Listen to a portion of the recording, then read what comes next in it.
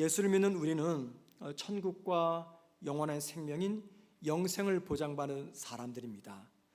자, 여러분, 이 소망을 생각하면 늘 우리 마음에 무엇이 넘쳐야 됩니까? 기쁨과 감사와 감격과 행복이 넘쳐나야 됩니다. 마음은 어떻습니까? 늘 편해야 됩니다.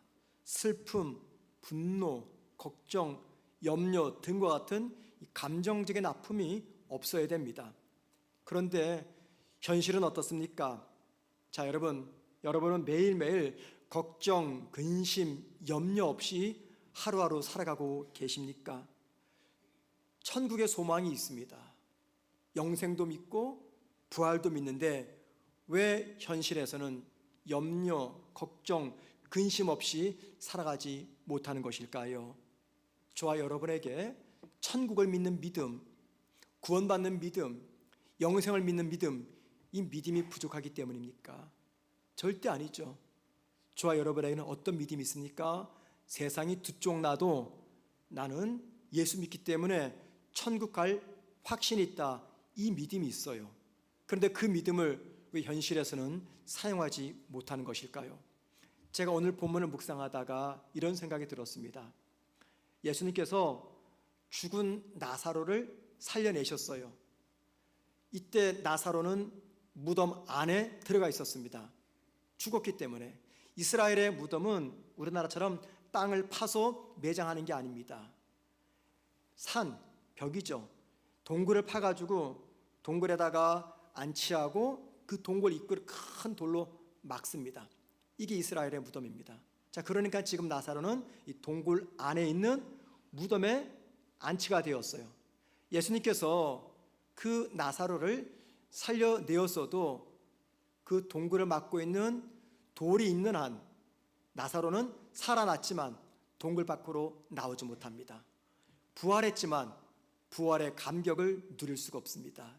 왜요? 무덤과 세상 사이에 돌이 막혀 있기 때문입니다. 저는 이런 생각이 들었습니다. 현재의 삶에서 체험하는 다양한 사건과 이 사고들이 마치 나사로가 묻힌 무덤 입구를 봉쇄하고 있는 그 돌처럼 저와 여러분에게 부활의 소망과 영생의 소망과 천국의 소망을 지금 차단시키고 있구나, 이런 생각을 해보게 되었습니다. 이 말은 무슨 말입니까? 천국 소망을 가진 나의 믿음과 내가 살아가는 삶의 현실 사이에는 돌이 가로막고 있다는 것입니다. 자, 이태리를 여행하시는 분은 주로 로마를 방문합니다. 로마에 가면 꼭 빠지지 않고 찾아갈 곳이 있습니다. 거기가 바티칸 궁전입니다. 혹 가보신 분은 알겠지만 바티칸 궁전에 들어가면요, 천장이 온통 그림으로 그려져 있습니다. 그래서 그 그림을 보고 지나가면요, 나중에 이 뒷골이 아파요. 그런데 한참을 보다가 눈에 확 들어오는 정말 뛰어난 작품이 하나 있습니다.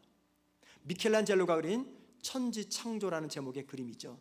창세기 1장, 2장에 기록되어 있는 하나님의 천지창조 이야기를 그림으로 풀어냈습니다.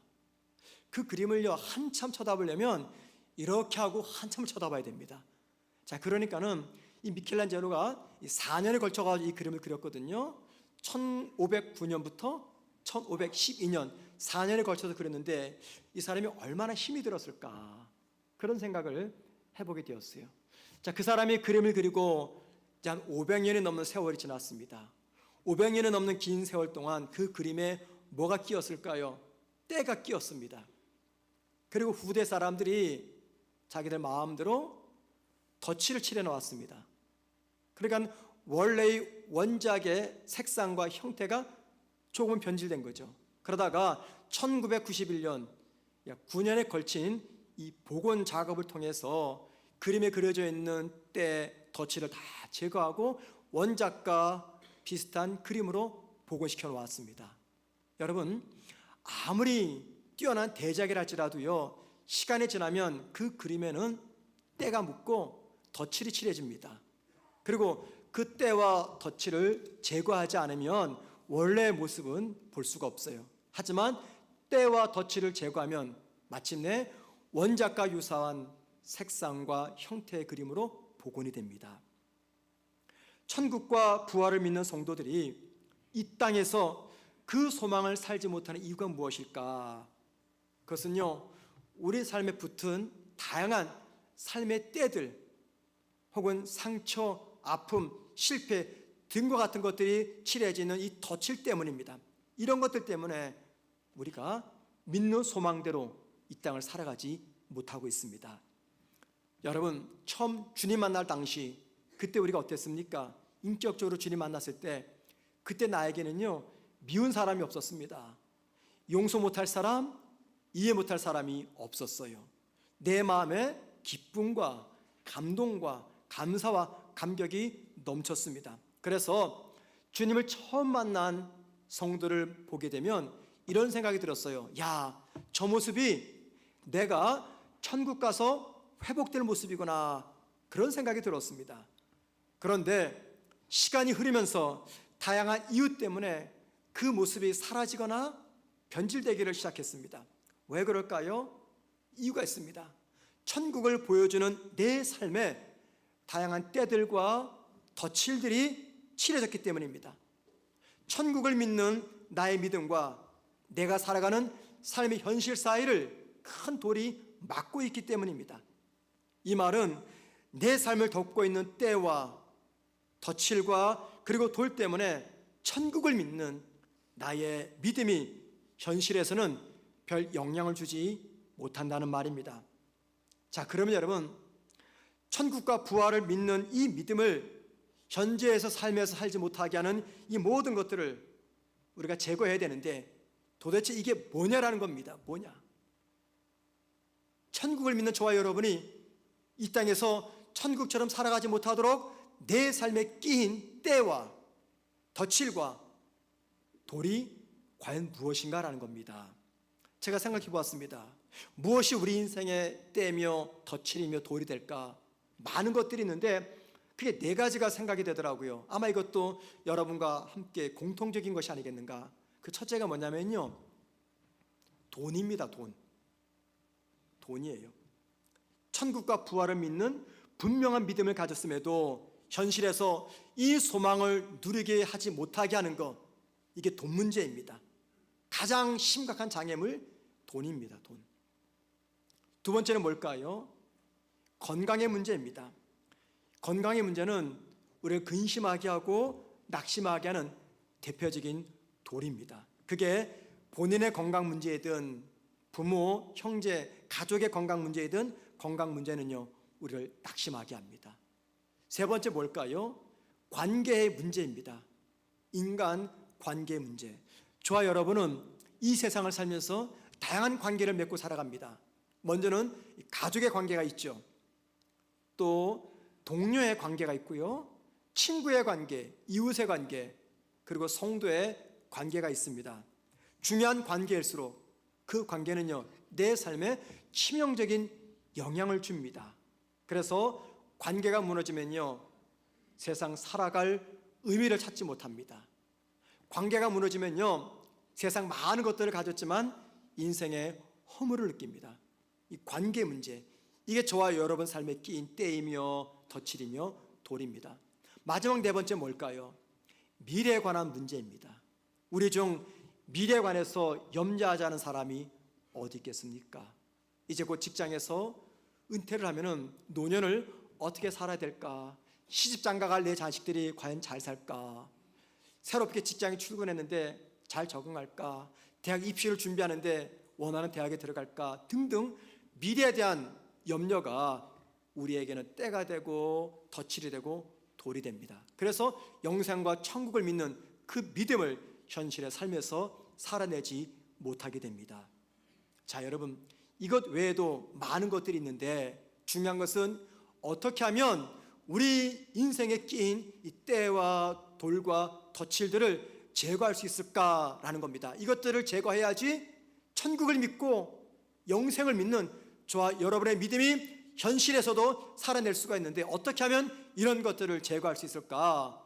오늘 본문에 기록되어 있는 주님의 모습을 통해서 우리가 세 가지를 좀 생각해 보려고 합니다. 세 가지. 이 세 가지는 저와 여러분이 매일 단위로 회복해야 될 문제들입니다. 첫 번째는요, 사랑입니다. 사랑. 사랑을 회복해야 됩니다. 사랑을 회복하셔야 돼요.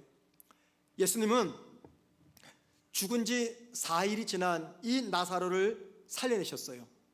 자, 여러분, 예수님께서 죽은 지 4일이 지난 나사로를 살려낸 그 힘의 원천이 무엇이었을까요? 요한복음 11장 3절과 5절과 36절에서 그 힘을 사랑이라고 이야기합니다. 죽은 나사로를 살려내신 예수님의 힘, 그게 바로 사랑의 힘입니다. 사랑의 힘. 요한일서 5장 4절은요 이런 말합니다. 세상을 이기는 것은 우리의 믿음이다. 함께 보시겠습니다. 무릇 하나님께로부터 난 자마다 세상을 이기느니라. 세상을 이기는 승리는 이것이니 우리의 믿음이니라. 세상을 이기는 것 우리의 믿음이라고 이야기합니다. 그럼 여러분, 우리의 믿음, 어떤 믿음이 세상을 이길까요? 어떤 믿음일까요? 예수에 대한 믿음입니다. 계속해서 봅니다. 요한일서 5장 1절입니다. 예수께서 그리스도의 심을 믿는 자마다 하나님께로부터 난 자니 또한 낳으신 이를 사랑하는 자마다 그에게서 난 자를 사랑하였느니라. 보십시오. 예수께서 그리스도의 심을 믿는 자마다 믿음을 이야기합니다. 그런데 그 믿음이 뭐냐면 사랑입니다. 사랑. 이 말이 무슨 말이냐? 예수를 믿는다는 것은 십자가에서 죽고 다시 사신 예수님을 사랑한다는 이야기입니다.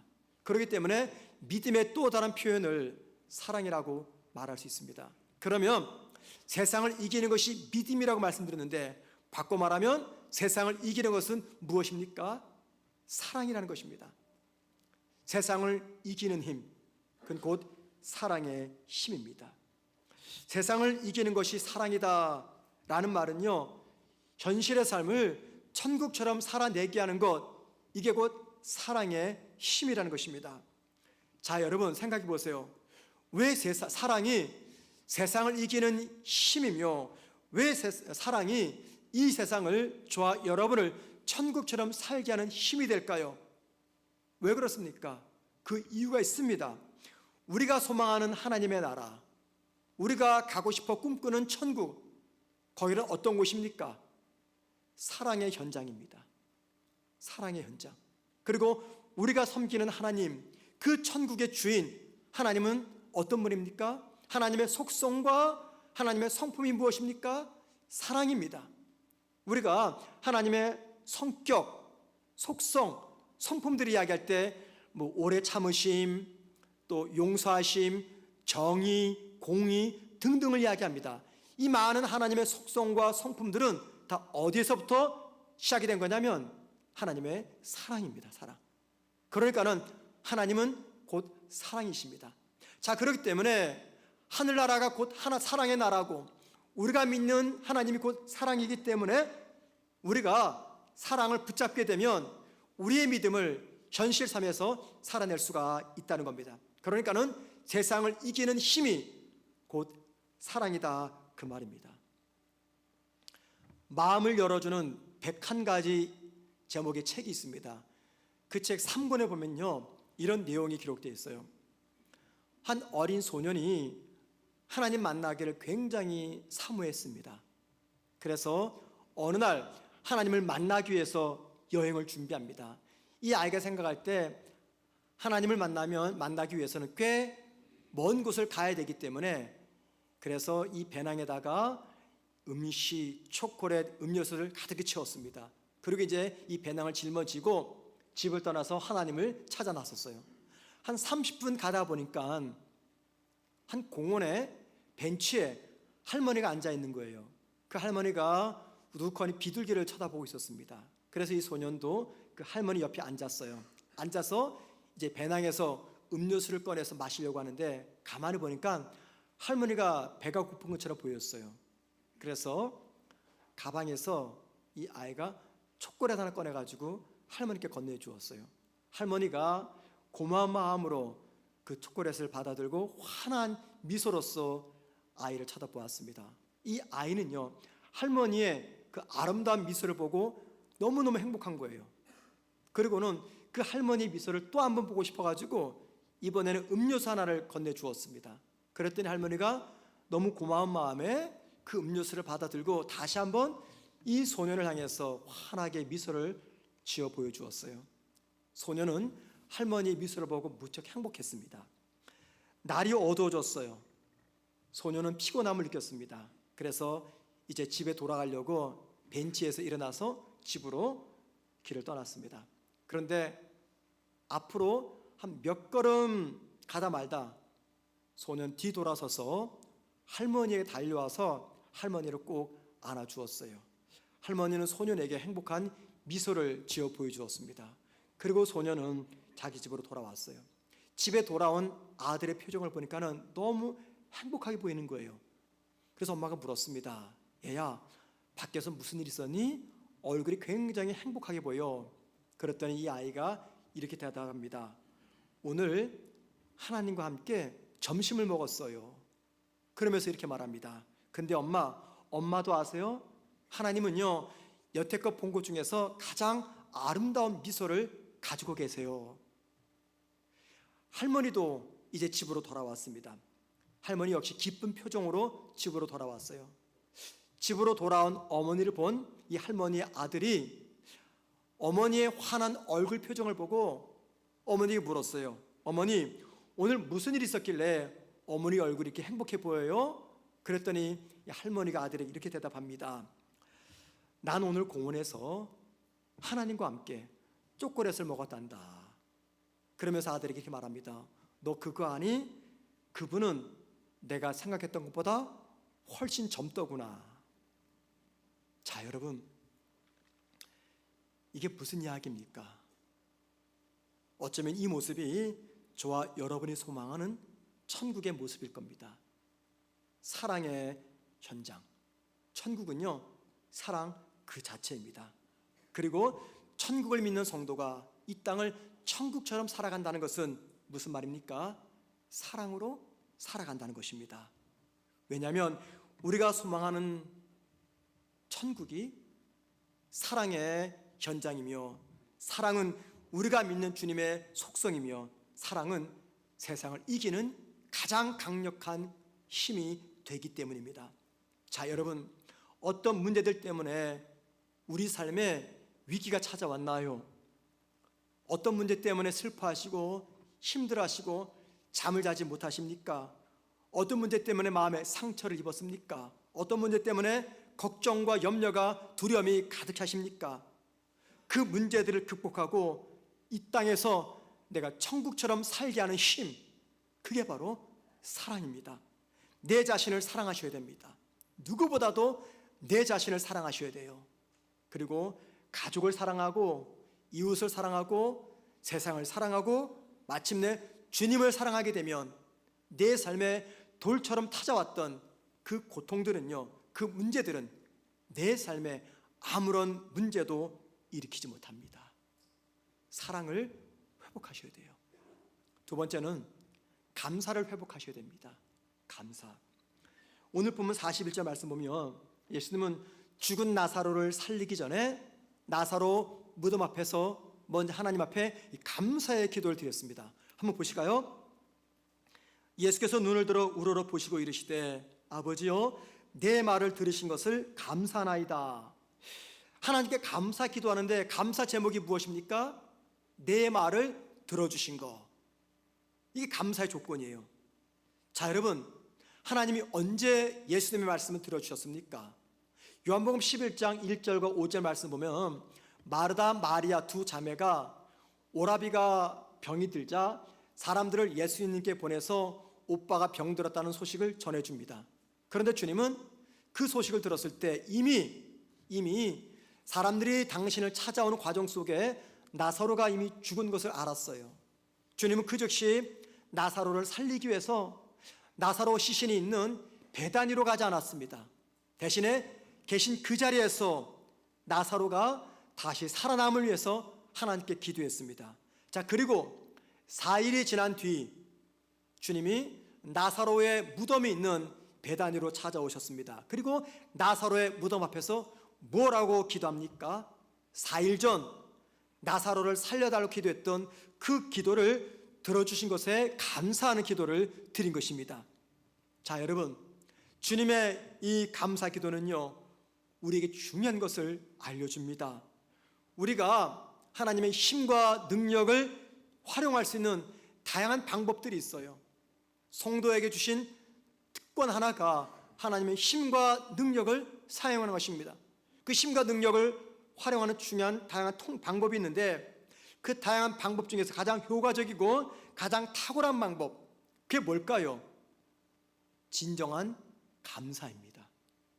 성도의 진정한 감사는 내 삶을 변화시키는 하나님의 능력이 임하는 통로가 됩니다. 성도의 진정한 감사는요, 우리 앞에 놓인 크고 무거운 인생의 돌들을 제거하는 능력이 됩니다. 성도의 진정한 감사는요, 내 삶에 덮인 때와 덫을 제거하는 능력이 됩니다. 성도의 진정한 감사는요, 천국을 믿는 성도가 이 땅에서 천국을 살게 하는 능력이 됩니다. 성경에는 하나님을 향한 이 감사 행위를 통해서 삶이 변하고 위기가 축복이 되고 낙심의 자리에서 기쁨의 자리로 옮겨지고 근심의 자리에서 평안의 자리로 이동한 많은 신앙인들의 이야기가 기록되어 있습니다. 자, 그런데 여러분, 이런 이야기는 비단 성경에만 기록된 이야기가 아닙니다. 우리 주변에서 얼마든지 볼 수 있는 이야기들입니다. 한번 생각해 보세요. 왜 성도의 감사 행동이 삶에 찾아온 위기를 이겨내게 하고 천국과 부활의 소망을 이 땅에 살게 하는 탁월한 능력이 되는 것인가? 왜 그럴까요? 그 이유를 말입니다. 우리를 창조하신 하나님의 입장에서 생각하면 분명해집니다.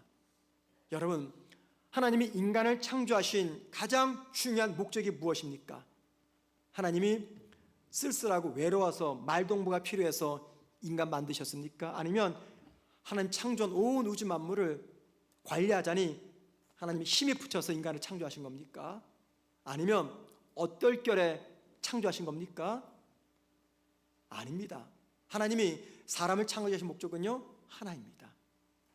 당신이 창조한 인간들을 통해서 하나님이 영광을 받기 위해서입니다. 그래서 사람이 살아가는 가장 중요한 첫 번째 목적, 그것은 하나님을 영화롭게 해드리는 거예요. 저와 여러분이 하나님께 영광을 돌리는 다양한 신앙 활동들을 합니다. 여러분, 신앙 활동 중에서 하나님께 영광 돌리는 가장 중요한 활동이 무엇일까요? 예배 생활입니다. 예배. 그렇다면 여러분, 우리의 삶을 통해서 하나님께 영광 돌리는 가장 뛰어나고 중요한 삶, 어떤 모습입니까? 다름 아닌 감사입니다. 왜요? 그 감사 속에는 무엇이 담겨져 있는 겁니까? 내가 하나님을 높여드립니다. 이 의미가 담겨 있어요. 자, 그럼 여러분 한번 생각해 보자고요. 우리 삶에 아픔이 찾아왔습니다. 정말 말할 수 없는 고통이 찾아왔어요. 실직을 당했습니다. 사업이 망해갑니다. 금전적 손실을 봤어요. 병이 들었습니다. 미래가 불투명합니다. 희망이 보이지 않습니다. 그런데 그 가운데서도 하나님의 절대적 주권을 믿고 그 하나님께 감사 기도할 때 그 기도를 들으신 하나님이 지금 무엇을 받으시는 겁니까? 나를 통해서 영광을 받으시는 거예요. 그러면 나는 하나님께서 창조하신 창조의 목적대로 이 땅을 살아가는 겁니다. 하나님께서 당신이 창조한 창조의 목적대로 살아가는 저와 여러분을 그냥 지켜만 보고 계시겠습니까? 하나님의 뜻을 따라서 하나님께 영광 돌리는 삶을 살기 위해서 고난의 자리에서도 슬픔과 절망과 낙심의 자리에서도 하나님, 그래도 내가 감사합니다 고백을 하는 그런 성도들을 하나님께서 나 몰라 외면하시겠습니까? 내 삶을 맡고 있는 돌들을 제거해 주십니다. 내 삶에 덕지덕지 붙어있는 때를 제거하십니다. 내 삶에 칠해진 덫을 제거해 주십니다. 여러분, 저와 여러분이 이 땅에서 부활신앙으로 살고자 할 때 살지 못하게 하는 다양한 이유들이 있어요. 어쩌면 그게 지금 당장은 돈 문제일 수 있습니다. 어쩌면 그게 당장 가족의 문제일 수 있어요. 건강의 문제일 수가 있고요. 직장과 사업의 혹은 인간관계 문제가 있을 수가 있습니다. 그것 때문에 미래가 불안합니다. 염려와 근심이 찾아옵니다. 그런데 여러분, 그 문제가 어떤 종류의 문제이든 문제의 동굴에 갇힌 나를 빠져나오게 하는 가장 뛰어난 방법, 이게 바로 하나님을 향한 진실한 감사입니다. 감사를 회복하십시오. 그러면 이 땅을 천국처럼 살아갑니다. 세 번째는요, 기도를 회복하는 겁니다. 기도를 회복하는 거. 자, 자신의 기도를 들어주셨던 하나님 향해서 주님이 감사했어요. 자, 그리고 나서 뭐 하셨습니까? 나사로 살리기 위해서 그 다음 하신 거 기도였습니다. 오늘 본문 42절 보세요. 항상 내 말을 들으시는 줄을 내가 알았나이다. 그러나 이 말씀 하옵는 것은, 자, 여러분 여기 내 말을 들으시는 줄, 이 말씀 하옵는 것, 이거 보면 마치 뭐처럼 보입니까? 하나님과 주님과의 대화처럼 보입니다. 말을 주고받으니까. 그럼 잘 보세요. 내 말을 들으시는 줄을, 그러나 이 말씀 하옵는 것은, 자, 여러분 우리 주님이 하나님께 무슨 말씀을 지금 하고 있고 또 4일 전에 하셨습니까? 어떤 말씀 하셨어요? 안부 물었습니까? 요즘 별일 없는지 안부 물었습니까? 그거 아니죠. 하나님, 나사로를 살려주십시오, 그 말입니다. 하나님, 나사로를 살려주십시오. 내 기도 들어주시고 나사로 살리시면 이로 인해서 많은 사람들이 하나님께 영광을 돌릴 겁니다. 그리고 내가 하나님이 보내신 하나님의 아들임을 믿게 될 것입니다. 지금 주님은 하나님께 기도하고 있는 것입니다. 그리고 그 다음 절인 43절 말씀 보면 주님이 이 기도를 마친 다음에 뭐라고 말씀하십니까? 나사로야 나와라. 그랬더니 나사로가 살아나서 무덤에서 걸어 나옵니다. 자, 여러분, 이게 중요한 것이 있어요. 잘 들어보세요. 우리 주님이 무덤에 있는 나사로를 향해서 나사로야 나와라 말씀하기 전에 뭐 하셨습니까? 기도하셨습니다. 기도하셨어요. 이 말은 무슨 말입니까? 어떤 일을 시작하기 전에 주님은 먼저 기도하셨다는 겁니다. 그런데 여러분, 어떤 새로운 일을 시작하기 전에 먼저 기도하신 주님은요, 이게 처음 모습이 아닙니다. 우리가 잘 아는 대로 누가복음 4장 1절 말씀 보면 이제 예수님이 본격적으로 하나님의 사역을 시작하십니다. 그런데 그 전에 어디 가셨어요? 광야 가셨죠. 광야에서 40일간 금식기도 하셨어요. 그 시작할 사역을 앞두고. 마가복음 1장 35절 말씀 보면 주님은 하루 일과를 시작하기 전에 이른 새벽 기도로 시작하셨어요. 누가복음 6장 12절 말씀 보면 주님이 12 제자들을 선택하기 전에 먼저 기도로 준비하셨어요. 누가복음 22장 39절 이하를 보면요, 주님이 십자가를 지기 바로 직전에 뭐 하셨습니까? 겟세마네 동산에서 기도하셨어요. 기도. 주님은 어떤 일을 시작하기 전에 항상 먼저 기도로 시작하셨습니다. 기도로 죽은 나사로를 살려내신 주님, 그리고 일을 시작하기 전에 먼저 기도하셨던 이 주님의 모습, 저와 여러분에게 정말 중요한 것을 알려줍니다. 자, 여러분, 천국도 믿고 영생도 믿고 부활도 믿는 저와 여러분이 현실에서 무기력하게 살아가는 이유, 뭐 때문일까요? 기도가 없기 때문입니다. 기도를 잃어버렸기 때문이에요. 천국을 믿고 영생을 믿는 이 믿음을 세이프티 박스에다가 보관하고 평소에는 사용하지 못하다가 천국을 때만 비로소 사용하는 그 이유가 무엇 때문입니까? 평소 기도를 잃어버렸기 때문입니다. 이렇게 말하면 여러분 저한테 이렇게 말할 거예요. 목사님, 나 기도합니다. 늘 기도합니다. 라고 말씀하실 거예요. 자, 그런 분에게 제가 여쭤보겠습니다. 여러분, 평소 나의 기도 내용과 기도 시간이 충분하다고 생각하십니까? 여러분 어떠세요? 정직하게 생각해 보세요. 평소 나의 기도 내용과 기도 시간이 충분하다고 생각하세요? 이렇게 말씀하실 겁니다. 먹고 살기 바쁜 세상에서 이 정도 기도하면 충분한 거 아니야? 목사나 전도사들이야 목회자니까는 늘 기도하지, 나처럼 세상에서 먹고 살기 바쁘고 사업하기 바쁘고 공부하기 바쁘고 자식 키우기 바쁜 나 같은 평신도들은 이 정도 기도면 충분한 거 아니야? 이렇게 여러분께서 말씀하실 수가 있을 것입니다. 자, 그렇게 생각하신 분들에게 자, 이렇게 말씀드리고 싶어요. 여러분, 목회자가 아니기 때문에 이 정도의 기도면 정말 충분하다고 생각하십니까? 간절히 기도할 만큼 내 삶에 아무 문제가 없으십니까? 기도해 보았지만 문제가 사라지지 않고 있습니까? 기도해야 된다는 이 말 앞에 기도할 수 없는 합당한 이유들을 얼마든지 제시할 수가 있습니다. 그런데 여러분, 기도해야만 되는 이 당위성 앞에서는요, 기도할 수 없는 수많은 이유들은요, 결코 합당한 이유가 될 수가 없다는 겁니다. 자, 보세요. 기도해야만 되는 분명한 이유, 이게 무엇입니까? 간단합니다, 여러분. 이 정도의 기도면 됐다라고 만족할 수 있는 기도란 없다는 것입니다. 내가 이 정도 기도했으면 됐어 라고 만족할 만한 기도는 없다는 겁니다. 아무리 해도 부족한 것이 기도라는 거예요. 그리고 정말 중요한 것은 무엇보다 하나님이신 우리 주님이 매 순간마다 기도하셨기 때문입니다. 제가 기도에 관해서 설교할 때 가끔 인용하는 책이 있습니다. 김남준 목사가 쓴 기도의 마스터라는 제목의 책인데, 이 책에서 기도를 이렇게 적어 놓았습니다. 기도는 깊은 운물에서 물을 깃는 것과 같습니다. 은혜가 생수라면 언어는 두레박과 같습니다. 메마른 마음 깊은 곳에 기도의 두레박을 던지십시오. 그리고 천천히 길어 올리십시오.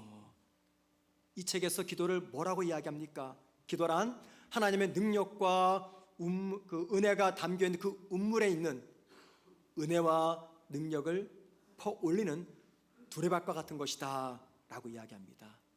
여러분, 평소 기도 많이 하시는 분들 있죠? 그분들을 유심히 보세요. 남다른 특징이 있습니다. 그게 뭔지 아십니까? 삶이 활기찹니다. 매사에 의욕이 넘칩니다. 기쁨이 넘칩니다. 부정적인 말, 비난 섞인 말, 자조 섞인 말, 그리고 의욕을 꺾는 말, 이런 말들 하지 않습니다. 왜 그렇습니까? 그분의 마음과 생각에는 하나님의 일하심에 대한 기대감과 하나님의 주권을 절대적으로 믿는 믿음이 담겨있기 때문입니다. 왜 그럴까요? 이유가 있습니다. 기도로서 하나님의 능력의 운물에 있는 하나님의 은혜와 능력을 퍼올려서 매일매일 마시기 때문입니다. 기도에 관해서 설교할 때 제가 가끔 언급하는 내용이 있죠. 여러분, 하나님은 모든 것을 아시는 전지하신 하나님입니다. 우리의 생각조차도 아십니다. 우리가 굳이 입을 열어서 기도하지 않아도 하나님은 아십니다. 그래서 하나님을 전지하신 하나님이죠. 하나님은 못하신 것이 없는 분입니다. 그래서 전능하신 하나님이라고 말합니다. 하나님은 전지전능하신 하나님이에요. 그런데 여러분, 이상하지 않나요? 모든 것을 아시는 하나님, 내 마음과 생각에 있는 기도 제목까지 아시는 전지하신 하나님이 무슨 이유 때문에 저와 여러분에게 기도하라고 이렇게 권면하십니까? 왜 우리에게 기도를 통해서 필요한 것을 구하라 말씀하십니까? 그냥 알아서 주시면 되는데 왜 그럴까요? 존 칼빈이라는 사람은 기독교 강요에서 그 이유를 두 가지로 설명합니다. 첫 번째 이유입니다. 그것은요, 나에게 있어서 모든 좋은 것이 다 하나님께로부터 온다는 것을 알도록 하기 위해서입니다. 나에게 가장 좋은 것이 하나님으로부터 온다는 것을 알려주기 위해서 기도를 권면하는 겁니다. 두 번째, 그 결과 즉 나에게 가장 좋은 것이 하나님부터 주어진다라는 것을 안 그 결과 우리로 하여금 하나님만을 의지하도록 하기 위해서다라고 말합니다. 이 두 가지 이유 때문에 전지하신 하나님은 저와 여러분에게 기도하라고 말씀하고 있다는 거예요. 정말 탁월한 해석입니다. 여러분, 전지하신 하나님이 왜 저와 여러분에게 기도하라고 말씀하십니까? 내 삶에 가장 좋은 것이 하나님으로부터 주어지는 것을 알게 하도록 하기 위함이며, 그 결과 어떤 경우에도 하나님만을 절대적으로 신뢰하도록 하기 위해서입니다.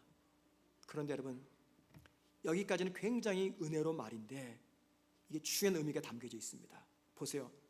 만약에 성도의 삶에 기도가 없으면 어떤 문제가 벌어질까요? 성도의 영적인 삶은요, 곧 파괴될 것이고 고갈될 것입니다. 게으른 기도 생활은 우리 신앙 생활을 허물어뜨릴 것이며 잠시 활동을 멈추었던 옛 성품들은요 다시 살아나게 될 것입니다. 또한 견고하지 않은 기도는요 우리를 거룩한 가치를 따라서 살지 못하도록 할 것입니다. 그렇게 되면 분명히 천국에 살 것을 믿지만 그 믿음은 천국 갈 때만 필요한 믿음이고 이 땅에서는요 아무런 힘도 영향력도 능력도 발휘하지 못하는 믿음이 되고 맙니다. 그러므로 사랑하는 성도 여러분, 늘 내 자신에게 물어보셔야 됩니다. 하나님을 믿는 하나님의 자녀인 나에게 이 정도 기도면 충분할까? 하나님의 자녀인 내가 이렇게 기도하지 않아도 괜찮은 것인가?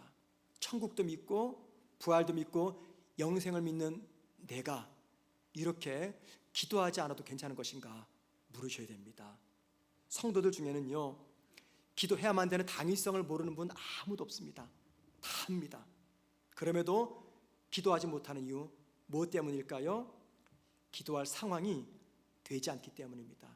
성도들에게 기도 좀 하시죠 이야기하면 꼭 이런 얘기를 해요. 목사님, 내 상황이 지금 기도할 상황이 안 돼요.